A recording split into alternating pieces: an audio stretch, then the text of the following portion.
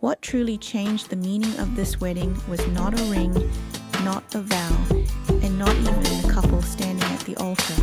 It was a quiet decision, revealed at just the right moment, that made everyone in the room realize this ceremony was never meant to impress the world. It was meant to protect something far more important. And once that truth surfaced, nothing about this wedding looked the same again.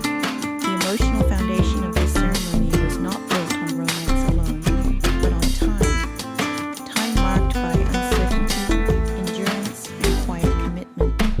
For Shin and love was not presented as a dramatic turning point, but as something that had been repeatedly chosen, even when the future felt unclear. There was no need for grand declarations. The weight of their shared history was already present in the way they stood close, in how their words were measured, and in how little they felt the need to explain themselves. What emerged instead was a sense of realism, an understanding that love, when tested by life, becomes quieter but stronger. This context matters because it reframes the entire ceremony.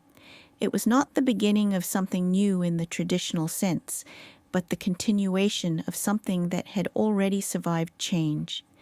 The emotions in the room were not heightened by excitement, but steadied by trust. This was love shaped by lived experience, not imagined perfection. When the central revelation was shared, it did not arrive with spectacle or anticipation. It was spoken plainly, almost gently, as if it belonged naturally within the ceremony rather than standing apart from it.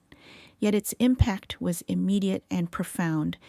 In that moment, the meaning of the entire wedding shifted.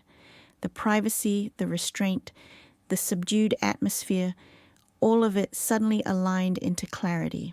What had seemed unusually quiet now felt intentional. What had felt restrained now felt protective. The reaction in the room was telling. There was no visible shock, no outward celebration. Instead, there was stillness, a shared recognition that something deeply personal had just been entrusted to those present.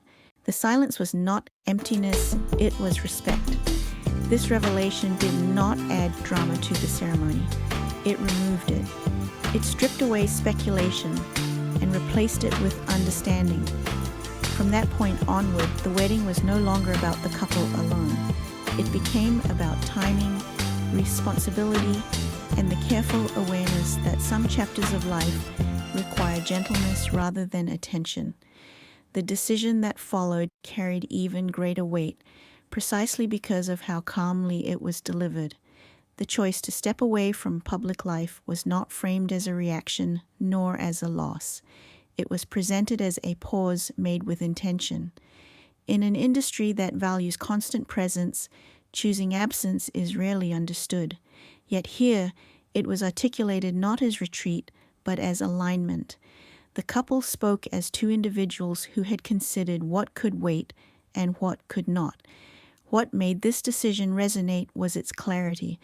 There was no language of sacrifice, no implication of finality, only the acknowledgement that certain moments in life do not offer a second opportunity.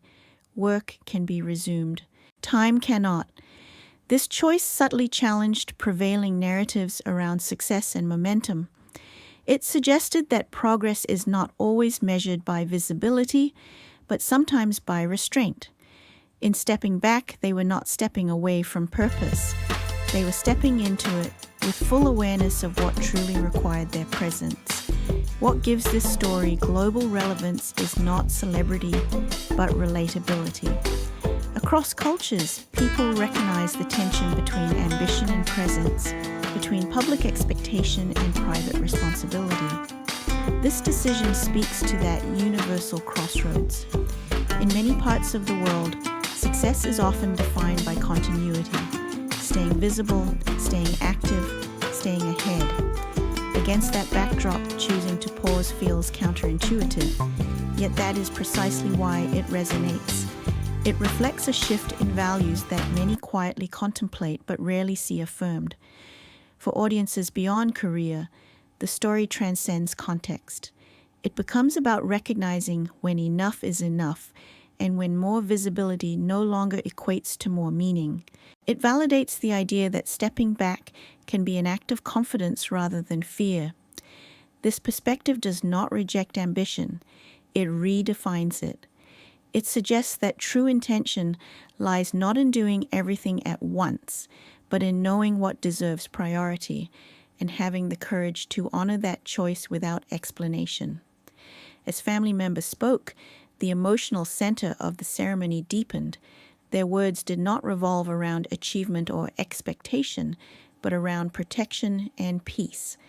This shift transformed the wedding into something more than a personal milestone. What unfolded felt like a quiet handover, responsibility passing from parents to the couple with care and trust. There were no instructions for the future, only a shared hope for stability and kindness. The absence of pressure was striking. One request stood out for its simplicity: to protect one another. It carried no conditions, no demands, just faith. The response was equally restrained, yet firm, a promise made without performance. This exchange reframed marriage not as celebration, but as stewardship. It acknowledged that love, once formalized, carries weight beyond emotion. In that moment, the ceremony bridged generations. It marked not just union, but continuity. Values preserved, responsibility accepted, and trust quietly transferred.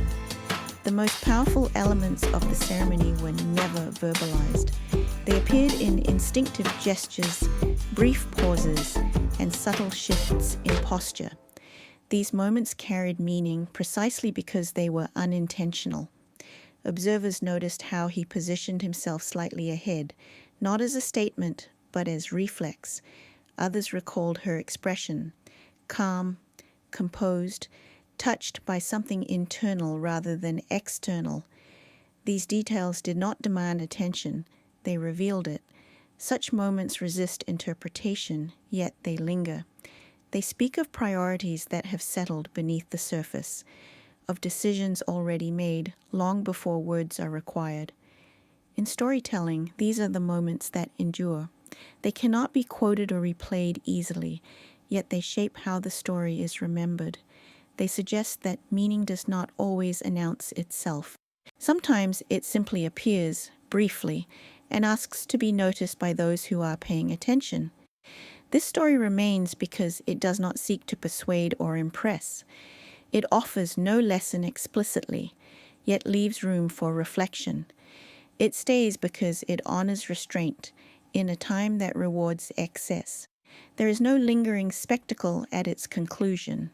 Instead, there is a sense of closure, as if something important has been placed carefully where it belongs. The audience is not invited to react loudly, but to sit with what they have witnessed. What lingers is not surprise, but calm, not curiosity, but respect. The story does not demand to be discussed endlessly. It asks to be understood quietly.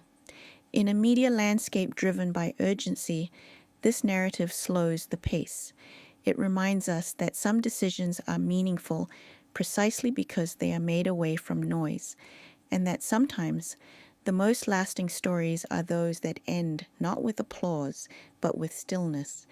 This was never just a celebrity wedding. It was a moment where love, responsibility, and timing aligned, not for the public eye, but for a life just beginning. Thank you for watching. If you appreciate thoughtful storytelling that looks beyond headlines and into the human choices behind them, please consider subscribing to UpdateX 24th. Your support helps us continue sharing stories that matter, quietly, respectfully, and with depth. Until next time, thank you for being here, and we look forward to seeing you again.